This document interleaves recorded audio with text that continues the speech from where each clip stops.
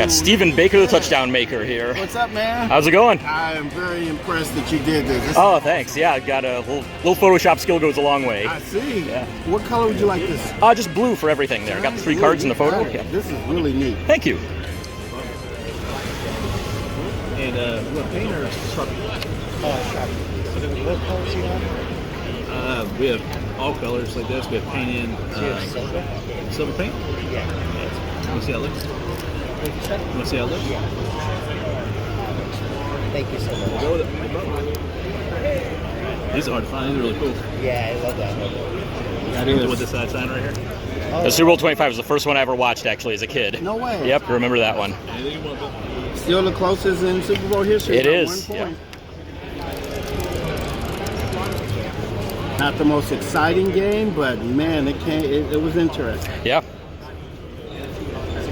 How old were you? Oh, let's see. I would have been about 7, almost 7, 6, almost 7. So you watched Dad and jump through the roof, I'm sure. Oh, yeah. Maybe your uncles too. Yep, just me, my dad, and my mom there that night. Really? Yep. Keep it simple. Nice. Awesome. Well, thank you very much. You're welcome, man. Take care. Got Art Shamsky here at the National Sports Collectors Convention. How you going? Doing great, doing great. And you said, Blue's good, yes. Do you want to take the tickets and I'll do this? You take the tickets and I'll do the opening. Alright, so all of these are just my name, right? All these are all just my name? yeah.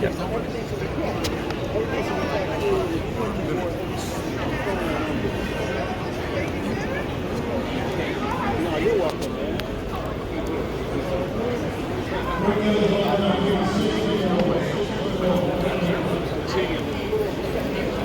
Thank you very much. Sunday at the National, last day. Starting to already see a lot of stuff getting cleared up, tables packing up early and getting out. And right here you see one that's just totally empty. But overall, very successful. We're going to give you a recap of everything that we were able to get, everything I bought and everything. See if we can get some of Aaron's purchases on there as well. But there you go. Overall, very successful week. Very happy with everything I was able to get here. Great show, terrible locations, all I can really say there. So, tell you a little bit about what we got here right after this. All right, it's time for a break from the autographing. Hopefully you can hear me all right. We're in the middle of Boston right now. It's very bright behind me. Hopefully the sun isn't like killing everything in this video right now.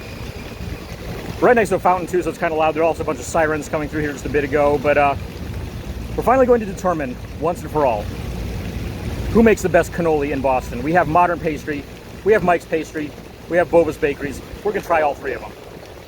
So here we go. We're gonna start with Bova's. As far as I'm concerned, they are the reigning champions. We'll get Aaron's thoughts on these as well. Got 1 cannoli from each of these places. We'll try to break them in half as best I can. There we go, carefully. There we go. So, got basically broken in half. Nice crisp shell to it there. The cannoli, the filling there looks very nice on the ricotta. Go ahead and give, there's your half of that one. So, here we go.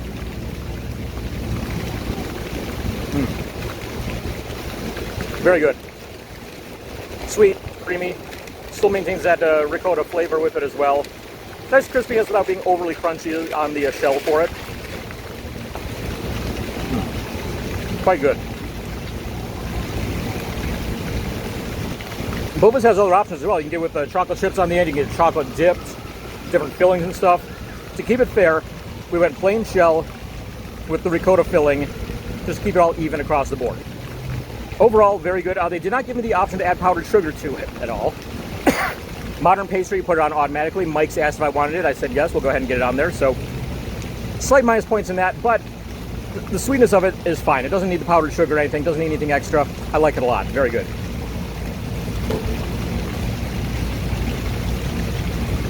I used to live right around the corner from Bova's, so always been a favorite of mine.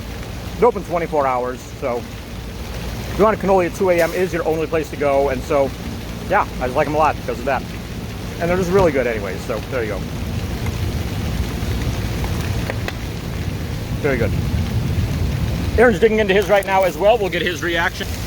There we go.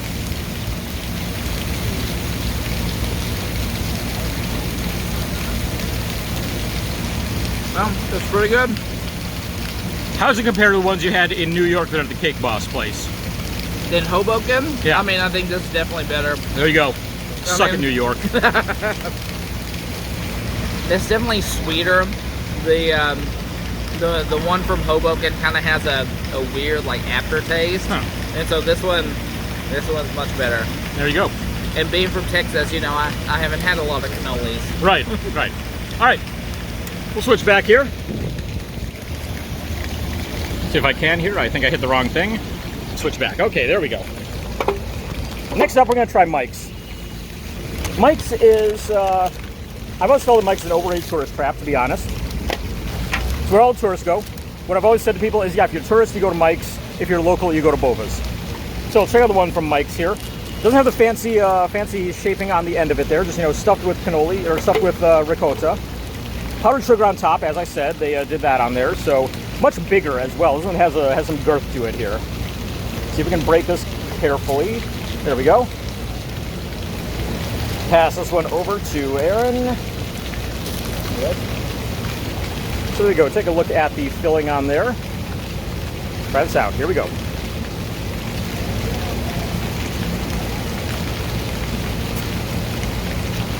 The filling on this one is a little bit less sweet. You get a little bit more of a tartness to it from the ricotta, which, I mean, still good. I do still like it. Not quite as creamy, a little bit gritty almost, but it happens with ricotta because, you know, it's just, you know, kind of slightly almost kind of gritty, cheesy, if I can really describe it. There we go. Weigh that down. It's not like disgusting or anything, though. It's still quite good. I will still gladly be finishing this. I mean, you hand a fat chooch like me a pastry, I'm not going to be refusing it.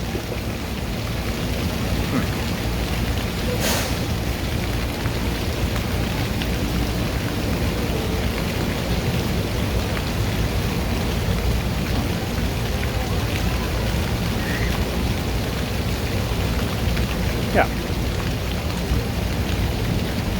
You got some sweet ricotta action going on. Oh, nice, here. yeah. There we go. Yeah, I shaved off everything, but didn't trim up the stash there, so we're bound to be getting all cheesy in the stash there, so yeah.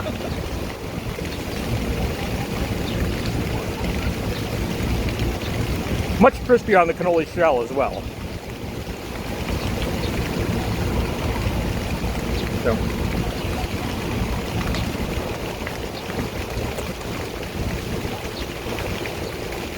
It's good. As of right now, Boba still leads though. So Aaron, you're about to dig into yours. Let's get your thoughts here in a moment. You ready? Yeah. All right, here we go. I don't know, like, I don't know how much of this I'm gonna be able to buy. Yeah. Like I said, there's some girth to these ones.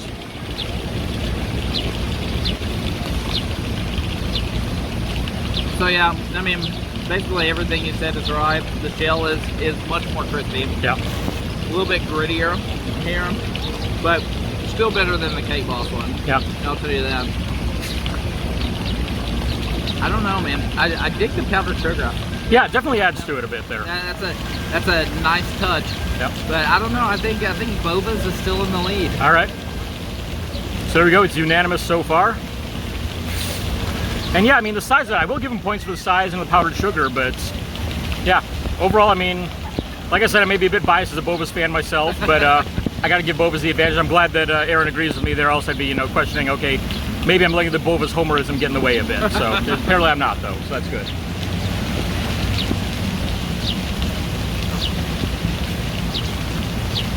Give you a quick look here at Boston here while Aaron's finishing his up.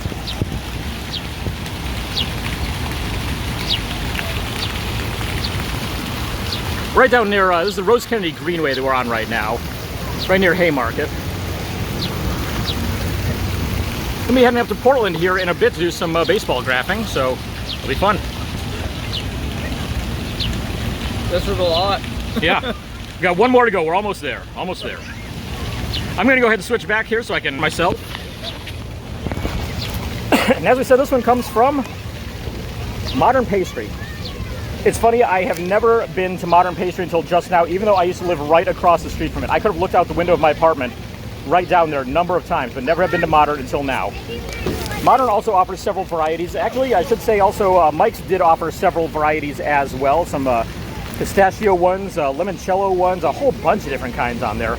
Modern has different fillings as well. I want to try the whipped cream one, but again, keeping it uniform here, so we don't adjust the regular ricotta filling. So here we go, Modern, a little bit smaller, more to the size of the Bova's ones. Filling looks very similar to the Mike's one, not it doesn't have the fancy ends on it there. So we can break this again carefully. There we go. Try not to crush it, kind of did, but whatever.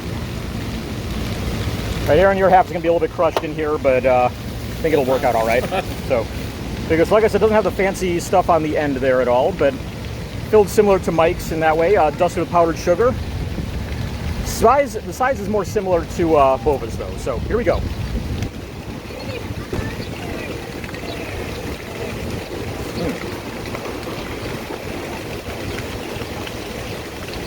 Bova's might get dethroned. This is quite good. The very crispy shell on it. Bova's had a little bit softer of a shell when you compare the other three. This is right in between. This is right in the middle of them. The cream filling here, definitely ricotta filling, but very smooth, much like the Bova's ones. A couple chunks, almost some slight chunks of cheese in there, which I mean, I'm not opposed to that. Works out fine. Almost a little bit of a vanilla flavor to it though, too, which I really like that. Yeah, this is tough. This is a tough one here. I have to give a slight edge to Bova's because their filling, it's a little bit denser, it stays together a little bit better, whereas this starts to get a little bit runny here, the Modern ones. And I will say I bought Bova's ones first, so I would expect that, you know, since I bought it first, been walking around in the heat here, I was sitting on top of my lunch there, which was warm. I expected it to melt down a little bit, and it didn't at all. This one is the one we bought last. It's starting to melt a little bit there. You kind of see maybe it's a little bit runny there. But overall, man, this is going to be tough. I'm going to have to get Aaron's opinion to break the tie on this. But I think that's honestly, for me, maybe a slight edge to Bova's, but Modern is right up there. This is just really good.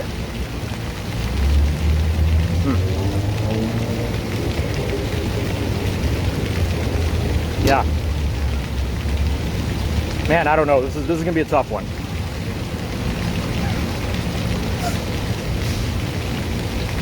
Go ahead and show it in here. You can dig in on yours there if you want. We'll, let me get my pile of cannoli here. Yeah. Kind of broke down while I was breaking it up there, but I think it should work out. Maybe I can get this in one bite. There you go. All right, here we go.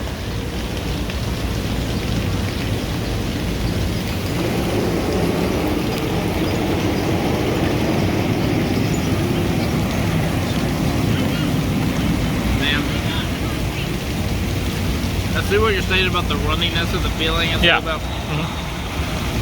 little bit looser than. I tell you, as someone who is completely unlearned in the way of the cannoli, I don't think you're going to go wrong with any of these. Yeah, exactly. You know, I mean, it's 1A, 1B. Yeah. You know, right there. And the weird thing about it is they're all good in different ways. Yeah. You know. I think the filling, I have to say Bova's is probably the best. But I like the shell of the Mike's one. Yeah. Sorry, I lost the you got lost in cannoli goodness there for a moment. I lost the ability to speak English there for a second. And this one is like, I mean, it's just right up there, man. Yeah. All of it, I don't know, I think this one, personally, is probably my least favorite by a hair. Okay. Whoa, we're losing it. There we go. I think I may have actually hit stop right there while I was losing my phone off my hand there, but he said, yeah, just good stuff overall there. So, while I was stopped, but there you go. I mean, yeah, 3 great Boston bakeries, 3 great cannolis. I don't think you can really go wrong at all at any point on any of those. But like I said, personally, I'm a Bova's homer. I gotta stick with them, but yeah, Mike's, Modern, all right up there as well. Good stuff. So, there you go. Next up is going to be off to Portland, Maine. Going to do some autographing. You'll be seeing that right after this.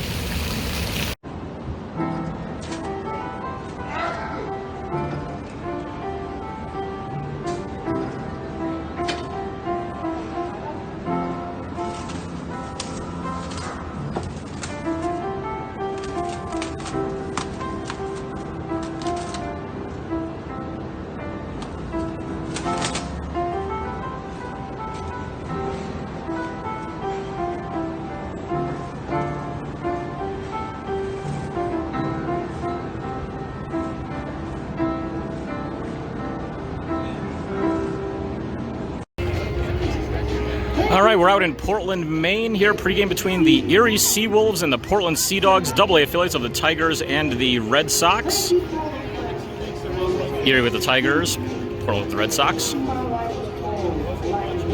We'll see if we're able to get pregame here. We haven't had much luck yet in anyone, but you'll see right in front of us here, despite that pole, got a lot of open space right here, right on toward the Erie dugout. So keep our fingers crossed, hope for the best.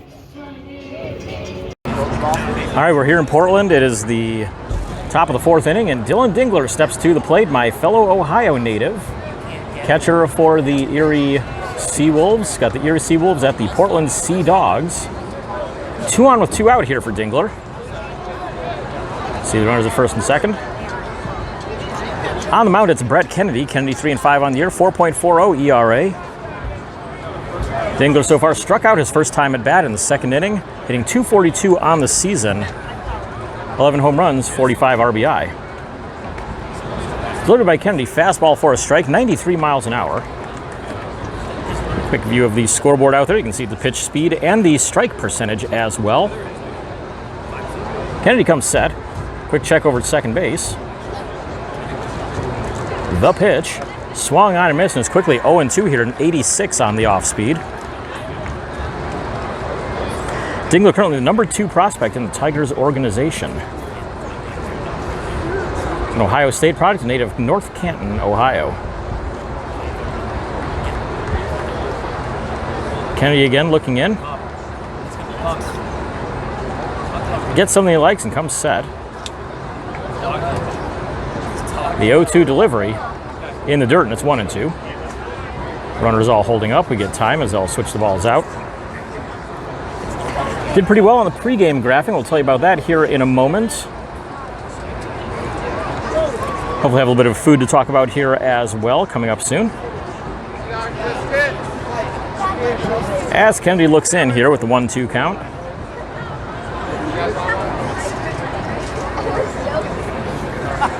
Now he comes set and now steps off.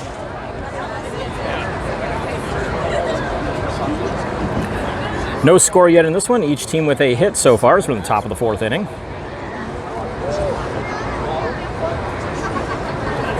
Now Kennedy comes set. The 1-2 delivery outside, 2-2. 92 on the fastball. Been sitting low 90s on the fastball thus far here. Working in a lot of off-speed stuff as well.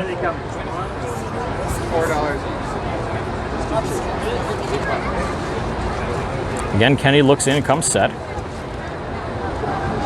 The 2-2 pitch to Dingler. Swung on, hit into left center field. Left fielder's on it. He makes the grab, and that'll retire the side. No runs, a hit, 2 left for Erie. Still no scores. We go to the bottom of the 4th. And tonight, it's the bottom of the 4th inning. Let's take a look at the autographs here from pregame. Like we said, have not had much luck pregame at all on anything, but this game has finally turned things around a bit. So first one out there was Dylan Dingler. He signed both cards that I had. I did have to have him personalize the second one. It's for my friend John that I'm helping him out with the set, so he was at least willing to do that with the personalization to him on there. So there you go, nice set hit right there. Also, set hit from Gage Workman as well. Signed those 2 cards. So those are the first 2 guys out. After that, I'm going to have to go in alphabetical order because, I mean, they started coming pretty quick after that. We got the manager, Gabe Alvarez. Did 4 cards for me, all 4 that I had right there. There's one of them. Got a pitcher, Yaya Chentoof, on his West Michigan Whitecaps team card. How about Bowden Bubba Derby? Signed 2 cards for me right there.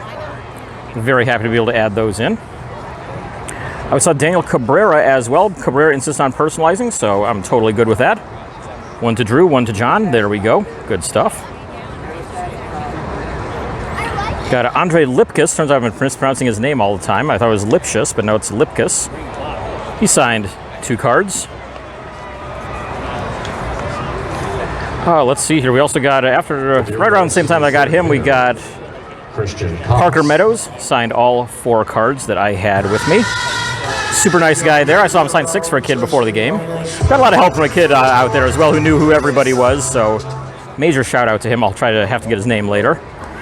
Last one here, Dylan Rosa signed the 2 team set cards that I had of him. So there you go, very good. 22 autographs total. There's one other one in there that I'll have to show off later. It's was that Wensil Perez was the other one? Yeah, Wensil Perez. So it's on a 4x6 photo. I'll show that off whenever I show the post-game report as well once we get back to the hotel and go for Portland after the game. So there you go, bottom 4th, as we get the flyout right there by Christian Koss.